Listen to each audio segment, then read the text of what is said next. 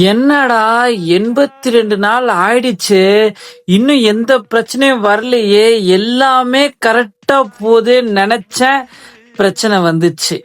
காலை வணக்கம் நண்பர்களே, சேர்ந்தே போன்ற பயணத்துல இன்னைக்கு நாள் 83. எல்லா நாள் மாதிரி இன்னைக்கும் நார்மலா தான் காலையில ஏஞ்சி எல்லாமே வழக்கம் போலதான் போச்சு.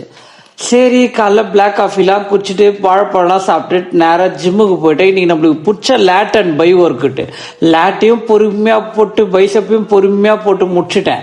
கண்ட்ரோல்டாக போட்டு முடிச்சுட்டு நேராக கிளம்பி வீட்டுக்கு வந்துட்டு சாப்பிட்டு முடிச்சுட்டு அப்படியே கிளம்பி ஆஃபீஸுக்கு போயிட்டேன். ஆஃபீஸுக்கு போயிட்டு ஈவினிங் வீட்டுக்கு வந்துட்டேன். ஈவினிங் வீட்டுக்கு வந்தோன்னே பாரிஸ் வரைக்கும் ஒரு சின்ன வேலையாக இருக்கேன்னு சொல்லிட்டு ஃப்ரெண்டு கூட கிளம்பி பாரிஸுக்கு போனேன்.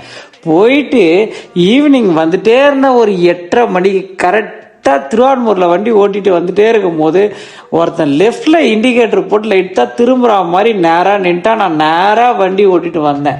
ஐயோ, அவனை இடிக்கக்கூடாதுரா அப்படின்னு சொல்லிட்டு அப்படியே சடனாக பிரேக்கை பிடிச்சி காலை கீழே வச்சு தேய்ச்ச விரல் கரெக்டாக செம்மையா தேஞ்சிச்சு. சரி, அவனை ஏன்டா இண்டிகேட்டர் போட்டு திருப்பாம இப்படி இருந்தான்னு கேட்கலான்னு போனா அவன் எடுத்த உடனே சாரின்னு கேட்டான். தப்பு பண்ணவன் சாரி கேட்டானா அத்தோட விட்டுருன்னு பைபிளில் சொல்லிதுன்னு சொல்லிட்டு அப்படியே வலியை கண்ட்ரோல் பண்ணிட்டு அப்படியே வீட்டுக்கு வந்துட்டேன்.